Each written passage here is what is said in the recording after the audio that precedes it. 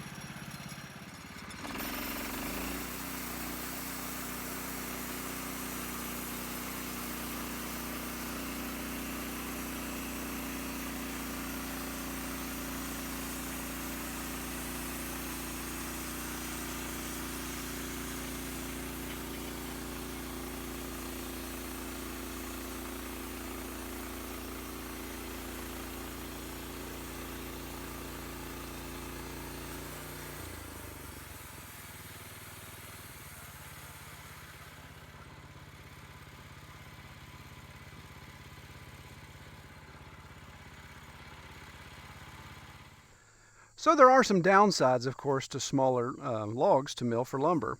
And the obvious, of course, is yield. If you look here, so I've taken the time to square this cant, and I've got a 7 by 8, and still have some wane on it. Again, wane is the absence of wood. It's kind of funny, you say you have a lot of wane, you have a lot of absence of something. But that's what we have. To get my 7-inch wide siding boards that I like for my farrowing barn, this is the 7-inch width, and I've only got 8 to play with. So excluding the kerf thickness of the saw blade, I can only get 8 boards out of that. Whereas if I was doing a 20-inch or a 24-inch log, then obviously I get a whole bunch more. I would even argue that smaller logs will dull the blade faster based on yield. So follow me on this. Some of you guys are already rolling your eyes. I can hear them. A smaller log requires me to have more bark contact with my blade. So to get the same amount of yield, let's say I was shooting for 40 boards, and I had 3 logs that would produce the 40 boards, or I had 1 log that would produce the 40 boards. Well, if I cut my log right, the minimum amount of times I'm cutting through bark is 4 to square each log. So that's 12 bark contact cuts that I make on the 3 logs. Whereas if I had 1 large log, then it's only 4 contacts with the bark. So that blade's actually going to be a little sharper. Now you could argue, well, it's passing through a lot more wood, Troy. There's more material it has to remove. Yeah, possibly. Obviously, if we wanted to really get nitty gritty, we'd have to do some sort of control to see what's lasting and what's not. So with these big oak logs that I have here, these red oaks, this one's almost 20 inches. That one in front of the camera, even though it looks bigger in the camera, is a little bit smaller. It's about an 18-inch diameter. Even with logs that size, it's tough for me, even once I get it on the mill, it's tough for me to turn it. We time-lapsed the video earlier this week, so you really didn't see the details. I'll do a snapshot. You can see I actually have to use the tractor with the grapple at 90 degrees to turn the log, because we don't have the tools to be able to turn that by hand. My PV can't hook, whatever the proper term is for it. I can't get enough bite from it to turn it properly, so we use the tractor bucket to turn it. So what happens is you look at a log that large and get all that yield, but we spend way more time. It takes me much longer to mill 1 log this size than it would to mill 3 or 4 logs much smaller size. So yield for yield, I could probably mill smaller logs to get the same amount of yield quicker than I could milling 1 large log. And one of those other factors that's really tough to enumerate, of course, is the safety factor. Yeah, that's why you don't see my boys down here helping me mill a lot. A lot of times I'm not comfortable with them being on the work end of these projects when it comes to the mill. They're not skilled enough, or at least I don't trust them, I guess, for them to be on the tractor articulating the bucket with a heavy log on it while I manipulate it. That requires more expertise to be on the tractor. However, on the other end is where all the danger is. If this grapple would fail, if a chain would break, if the hydraulics would fail, if something would just come loose or bark come off, and that log come crashing down and my boys are under that, then that could really be a bad situation. And man, I don't want to be the guy that has to live with the fact that you either crippled your son for life or you killed him. These bigger logs, of course, heighten that risk.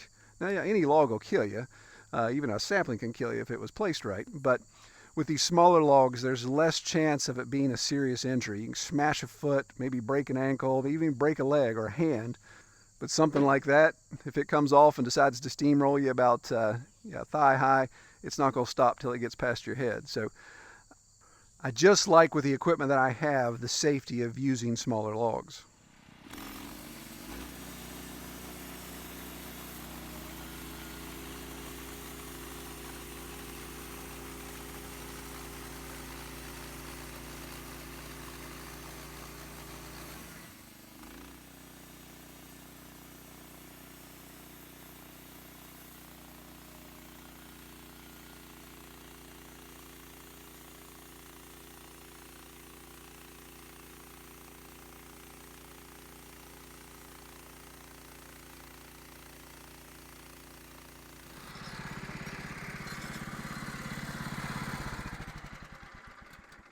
So the final reason I like smaller logs is kind of goofy reason maybe, but it just seems to fit, and that's showing what I'm experiencing right now. So I just finished this 1 poplar log, and less than an hour, right here before dark, even with all the video shooting, all the cuts and stopping to set the camera up and do that type of stuff, I finished that log in less than an hour. And there's something about season of life that I'm in where my day is really parsed in these snippets of time. You've got X amount of time to do this, X amount of time to do that. Now that we're coming out of the COVID funk, my day business, my marketing business that obviously helps underwrite a lot of what you see here is picking back up. So that keeps me busy. It keeps me on the road. It keeps me up at the house on the phone consulting with clients and doing those type of things.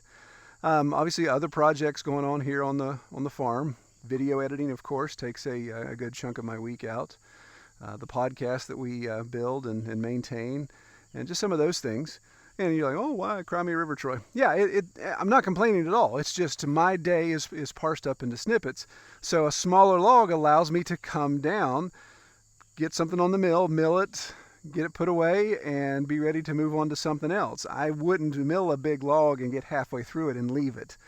In my experience, that just doesn't sit there well. Whether it's the weight on the mill causes it to settle the mill weird, or the log as it dries out, it starts to move and twist. There's just all kinds of weird stuff that can happen leaving it there, especially if I end up leaving it for a couple days because I have a lot of things going on. So simply enough, a small log allows me to get in, get it out, and I love the fact that, hey, there's one less log in the log pile. I can see the progress being made there. Well, I appreciate you all that indulge me and let me talk about silly things like this, and it's kind of fun to be able to talk about a subject as I'm still able to get some work done and get some sawdust made. All right, take care, everybody.